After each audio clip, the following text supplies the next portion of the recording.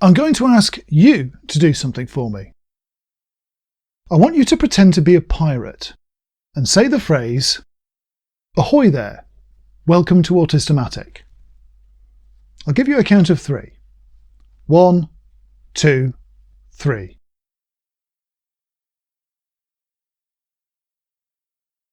Did you do it? What did it sound like? Even if you only imagined it in your head, the chances are around 90% that it sounded something like this. Ahoy there, and welcome to Autistamatic. You might well have thrown in an R sometimes as well.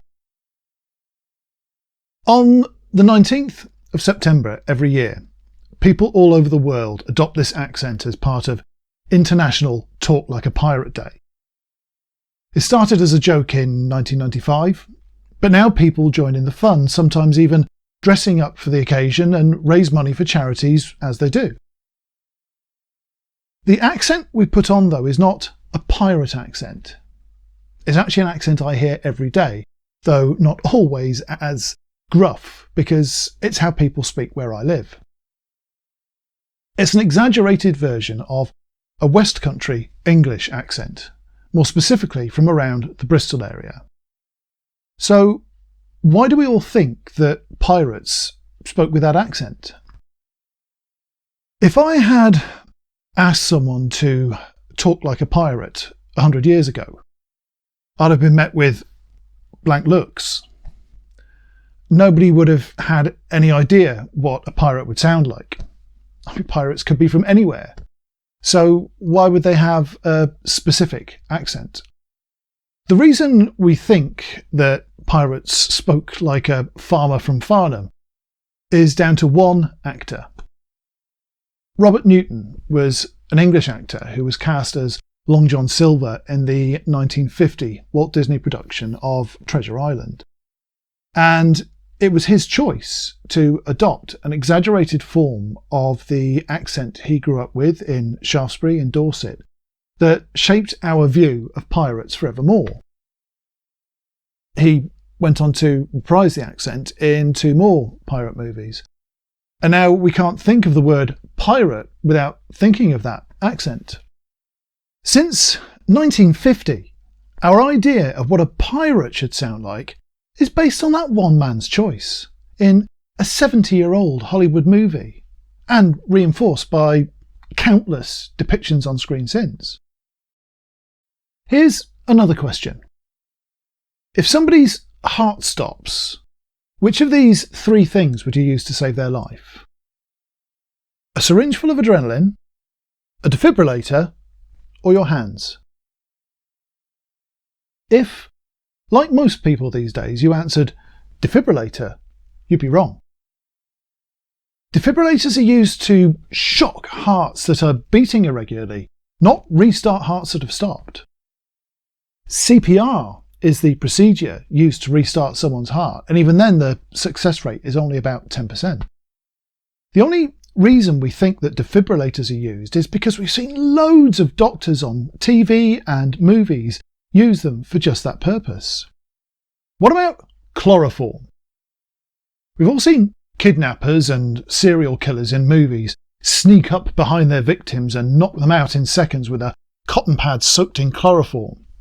Yet, in real life, chloroform takes about 5 minutes to take effect. And what about serial killers themselves? According to Hollywood, there are serial killers all over the place, particularly in the US. If you watch shows like Hannibal, Dexter, or even Castle, you might think that serial killers were a regular problem for law enforcement, popping up every few weeks in every US city. Yet there are usually no more than 50 serial killers active in the US at any one time. And they often remain active for years before they even come to light, let alone get caught. It's no secret that fiction is untrue, but it's an undeniable fact that fiction influences the way we see the world. In recent weeks, there's been controversy in the papers over the Netflix series The Crown, with very real concerns being raised by historians, teachers and politicians that minor changes to historical detail in the fictionalised dramatisation of the life of the British royal family are being accepted as fact, even by people who lived through those events. Television and movies often change details for dramatic effect, but if they do so often enough or with a high enough profile, they can change the way we think about things in real life. It can be harmless, but it can have real life consequences. Nowhere does fiction have more potential for harm than in the way we depict people who are already marginalised through prejudice or ignorance. There are endless stereotypes of race seen over the years in comedies and dramas, which have caused damage to racial minorities in Western countries. Only a couple of weeks ago, the chairman of the English Football Association was forced to step down after making a statement including stereotypes of gay people, black and Asian people that were common in UK media until relatively recently. There is a line between fact and fiction, but not everybody draws that line in the same place. It's all too easy for a fictional trope to be mistaken for fact simply because we see it so often or because a performance is so powerful. We've seen this happen with portrayals of autism. Rain Man was the highest grossing movie of 1988 and won Dustin Hoffman a Best Actor Oscar for his portrayal of Raymond Babbitt. I've talked before of the impact it had on my own life in the late 80s and early 90s. I didn't tell everybody I knew that I was autistic back then, only a few people I thought I could trust. But I was naive and didn't realise that they told other people, and before long, everybody around me knew. Sometimes they would tell a stranger. It's an uncomfortable feeling when someone you don't know makes a bet with someone else, then empties a box of matches or a bag of peanuts in front of you and expects you to instantly count them. It's an awkward conversation when a friend tells you that you weren't invited to the card game everyone else went to because they were all afraid that because you're autistic you would cheat by counting cards. There was surprise that I had a car and a driving licence, or people would flinch when I looked a bit annoyed because they thought an explosive meltdown was imminent.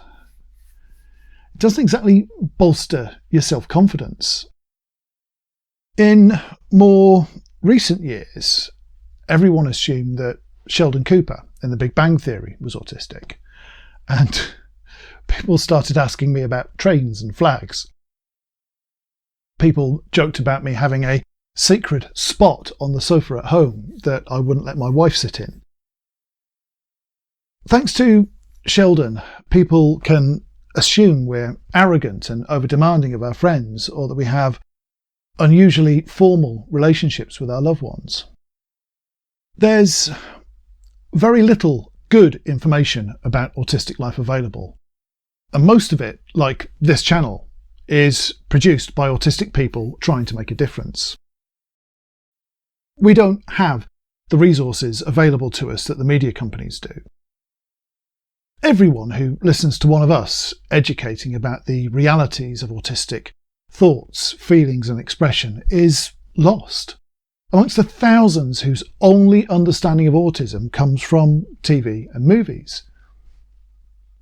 The depiction of autism in fiction influences public opinion of who and what we are. It's vitally important that the stories of savants, non-speaking people, and those of us who also have learning disabilities, intellectual disabilities and more are told, but they're not representative of the majority of autistic people. The problem is that there's actually not much that the wider world thinks is dramatically interesting about autistic life. Our lives are beset with all sorts of fears and setbacks that make our lives more difficult. But they aren't novel enough, exciting enough to create the high drama so beloved of screenwriters. When we do have an autistic character that isn't the centre of attention, we're usually only relevant to the story as a device to tell the parent's story, or an awkward thorn in the side of other characters. We're a story device rather than a fully developed character in our own right. The best we usually get is the villain, the child prodigy MacGuffin, or as comic relief. Every autist is different, so there is no cookie-cutter stereotype from which a writer, actor or director can draw inspiration. Most of them likely know a number of autists already, but they don't think of them as autistic.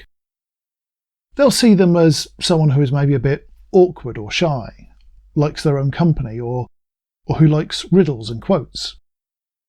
They might be their nerdy friend, their occasionally brilliant friend, or the friend that always seems to have bad luck.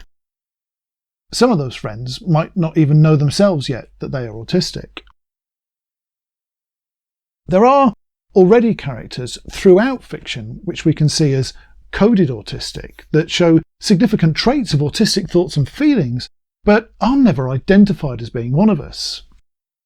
Sometimes they're even the heroes of the stories, but they're never confirmed as so. One of my favourite examples is the brilliant detective Saga Norén in the Danish and Swedish series The Bridge. The actress Sofia Helin even spent time with autistic people to help hone her performance, yet it's never stated in the series that she's actually autistic. We see into her personal life and her emotional struggles in a way we rarely see for an autistic character. Yet the fact she was never confirmed as one of us robs us of an opportunity for representation. What I want to see is not inspirational stories about autism, but more everyday characters who clearly demonstrate autistic traits to be confirmed on screen as being autistic. If the number of characters in TV and movies were more accurately around the 1 in 30 that we are in real life, then the general public would start to realise not only how common we are, but how we're already integrated into the world around them. If we saw autistic people doing ordinary jobs, being part of society and contributing, then it would make a massive impact on the stigma we still face every day of our lives. Maybe then the depictions of the more story-worthy autists among us, the more remarkable people who present aspects of life people really don't understand, wouldn't have such potential to do harm. If people have more frames of reference, more characters they can relate to, who also happen to be autistic, living their lives in much the same way as others, but perhaps with just a few extra challenges, then the stereotypes of old won't be the first thing that springs to mind when people hear that we're autistic. They might think of someone in a soap opera, a detective series, or a romance. So here's my message to you, Hollywood, the BBC, Netflix and Hulu. Listen up, Disney, Amazon Prime and HBO. This is what I want from all you screenwriters, actors, casting agents, reality show producers and directors all over the world. If you want to tell stories about remarkable autistic lives, then start telling stories about ordinary autistic people too. Let's make the local shopkeeper on Coronation Street autistic, a community policeman in EastEnders, and a nurse on Holby City. Let's have an openly autistic regular character on Star Trek, a lawyer on The Good Fight, and an autistic karate champion in Cobra Kai. Let's see openly autistic contestants on Love Island and The Bachelor, or a few autistic women in the next Real Housewives of wherever. Help us take the mystery out of autistic life by depicting it on screen honestly and honourably. Hire autistic writers and actors. to make sure you get it right. And make sure that 1 in 30 of your characters are clearly stated to be autistic, to represent the real world. Not just the savants, those who challenge their parents or see the world as a series of glitzy musical numbers. If you are realistic in the way you depict us on screen, you'll do more to help us be accepted than all the charities and awareness programs combined. In 1968, America was shocked when white Captain Kirk kissed black Lieutenant Uhura in Star Trek, and even then under alien mind control. Yet now we see interracial couples on TV as a matter-of-fact part of everyday life, and representation of different faiths, cultures and racial backgrounds on every channel. Even in my childhood, gay relationships weren't even talked about. Yet now we have gay couples as main characters in popular soaps and situation comedies. It's time to step up to the mark and do the same for autistic people. There is as much power to change the world in fiction as there is in any documentary. Use that power wisely and kindly, like I, as an autist, would. Thank you for watching. There's a new Autistamatic film out every Wednesday on YouTube, so click on the logo on the left to subscribe, or on the right to go straight to another video, or visit Autistamatic.com.